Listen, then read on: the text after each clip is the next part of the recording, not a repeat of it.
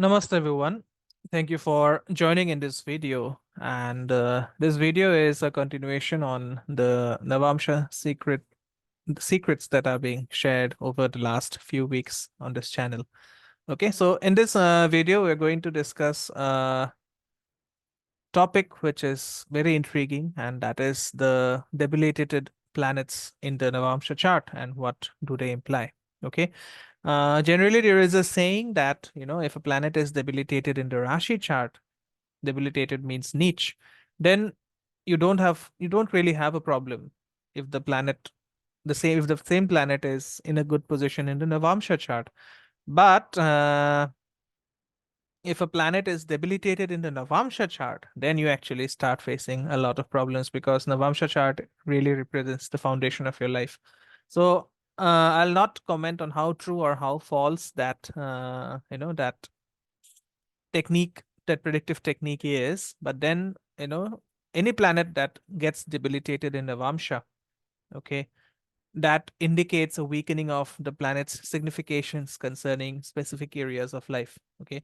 Say, for example, if the sun is debilitated, then it might impact your self confidence and authority. If the moon is debilitated, then it might affect your emotional stability and so on. Okay. So, such planets may pose challenges in their respective domains, and that would require careful attention for balanced outcomes. Okay. Now, remember, whatever principles or analytical principles are applicable in the Rashi chart, they are also applicable in the Navamsha chart. So debilitated planets in Navamsha can certainly, you know, be cancelled through a concept which is known as the Nich Bhanga Raj Yoga. Okay. And Nich Bhang will occur when certain planetary alignments or combinations negate the debilitation, making the planet stronger and more positive in its effects. Okay, and that can significantly improve the overall strength of the planet and its significations in the chart. Okay, now of course, Nijbhang Raj Yoga involves certain factors that nullify or alleviate the debilitation of a planet, and this can include the presence of a friendly or exalted planet in a significant position with respect to the debilitated planet. Similarly, the conjunction, aspect, or exchange between such planets can lead to the cancellation of debilitation and enhance the positive effects of the planet in the chart. Okay, now generally, friendly or exalted planets have the potential to cancel the debilitation of other planets in the Navamsha. For example, say if a debilitated planet is in conjunction with a friendly or exalted planet or receives their benefic aspects, then it can trigger Nijbhanga. Okay. Similarly, the placement of the debilitated planet in its own sign, which is known as the Mool Trikona, or in an exalted sign, can also contribute to the Nijbhanga. Okay. So this Nijbhanga can actually bring a significant shift in the individual life of a person. Okay. So what it means is that the planet is going to gain strength and can provide more positive results related to its significations. Say if sun is getting Nijbhanga, then your self-confidence is going to be enhanced, including your leadership abilities.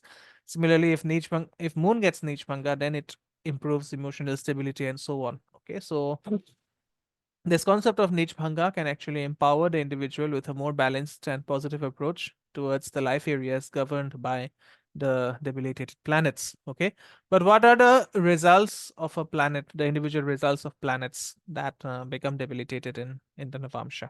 Okay, so we start with the sun, and when the sun is debilitated in the Navamsha, it indicates that your sense of self-esteem and individuality will face several challenges. Okay, so there can be a struggle to assert one's identity, and the person may have difficulty in expressing their true self authentically. Okay, and after marriage, these individuals may experience conflicts regarding their personal goals and desires versus the responsibilities and obligations that come with married life. Okay, and they may need to work on finding a balance between their own ambitions and also the expectations of their partner and family. Okay, so when the sun becomes debilitated in the D9, it can signify potential challenges or conflicts in relationship with the father or with authoritative figures, including your bosses. Okay, so you may feel a sense of disconnect or a lack of approval from authoritative figures. Okay, and remember, the sun represents authority, power, individuality, and when it is debilitated in the D9, it can affect your dynamics with the father, okay, or with your bosses or with your with higher authorities. So there could be a clash of personalities, and the native may struggle to establish their own identity in the presence of a dominant or controlling father. So the father's influence may feel restricting or oppressive, and that can lead to a lot of misunderstandings and strained interactions between you and your father. Okay. And if you have this combination, then after marriage, it becomes very essential for you to address any unresolved issues with your father and work towards establishing a balanced and respectful relationship. So if you can, please cultivate a sense of respect and try to honor your father's opinions and values that can help to improve the dynamics with your father. Okay. And seeking guidance from a caring and understanding spouse can, of course, provide emotional support and help you to navigate the complexities of the father child relationship that you might be suffering from your childhood. Okay. What if the moon gets debilitated in D9? In that case, it suggests emotional complexities or misunderstandings in the relationship with the mother. Okay.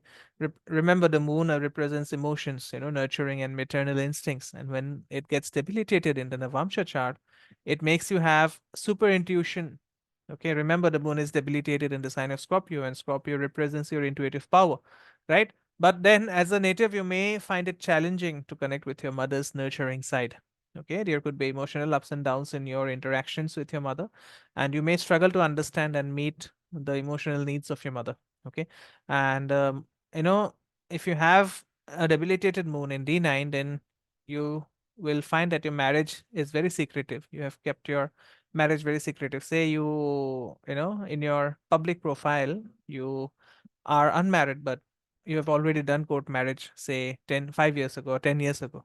Okay, so you know it can this debilitated moon in the D9 can make you turn out to be the most reserved and secretive person when it comes to your relationships. Okay, and if it is not you, then you may feel the same from your partner. Okay, and after marriage, it is very crucial for you to seek emotional support and understanding from your spouse, to fulfill any emotional gaps that might arise due to your mother's influence. Okay, so building a loving and supportive environment at home becomes very essential for your emotional well-being. Okay, and under such circumstances, a caring and empathetic spouse can help to bridge the emotional disconnect and provide a nurturing space for personal growth and healing.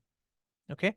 So what if Mars gets debilitated in the D9? In that case, your assertiveness and energy might face a lot of obstacles. Okay. So you might face difficulties in expressing anger constructively. That may lead to potential conflicts and misunderstandings in relationships. Okay. And after marriage, it becomes very essential for such natives to learn how to channel their energy positively and avoid unnecessary confrontations. Okay, so they should strive to develop patience and compromise in their interactions with their spouse to create a harmonious and supportive marital environment. Now, if Mars is debilitated in the Navamsha, there could be a possibility of conflicts or tensions with siblings, especially brothers. Okay. Remember, Mars represents aggression, action, and assertiveness. And when it gets debilitated in the D9 chart, the native may experience rivalry or disagreements with their brothers. Okay. There might be a lack of harmony and cooperation among siblings that leads to disruptions in family harmony. Okay, and after marriage, it becomes essential for the individual to find a way to resolve any underlying aggression or competitiveness with their brothers. Okay, so you have to practice patience, you have to compromise and seek empathy in your interactions that can lead to a more harmonious relationship with your siblings. Okay, and remember, Navamsha is the chart of your marriage, so seeking support from a supportive spouse who encourages healthy family dynamics can play a very significant role in fostering sibling bonds and creating a sense of unity within the family. Okay, what if Mercury becomes debilitated in D9? In this case, you will face challenges in communication as well as decision making. And after marriage, you may need to be mindful of miscommunication and misunderstandings with your spouse as well. Okay. So you should strive to improve your communication skills, be open to honest dialogue and avoid overthinking or being overly critical in your interactions with your partner. Okay. Now, if your Mercury is debilitated, then it also suggests potential communication challenges or misunderstandings with siblings, especially sisters, as well as misunderstandings with friends. Okay. So, Mercury represents communication, it represents intellect and analytical abilities. And when it is debilitated in the D9 chart, you may find it very, very difficult to understand your sister's perspective or even your friend's perspective. Okay. So there could be conflicts arising from miscommunications and differences in opinion amongst your friends. Okay. And after marriage, it becomes essential for you to work on improving communication and understanding understanding between yourself and your siblings as well as your friends. Okay. And being open to honest conversations, avoiding unnecessary criticism, and finding common ground can strengthen the bond between you and your siblings and friends. Okay. And you are lucky if you have a very caring and loving spouse, because a patient spouse can facilitate healthy communication within the family as well as within your friend circle, and contribute to fostering a supportive and harmonious atmosphere. Okay. So I'll come to the other planets in the next part of this video. That's all from me in this video. Thank you so much for watching. And as always, please leave behind your feedback in the comment section. Thank you so much for watching. I'll see you soon in yet another video, the second part of this video. Namaste. Om Gurave Namaha.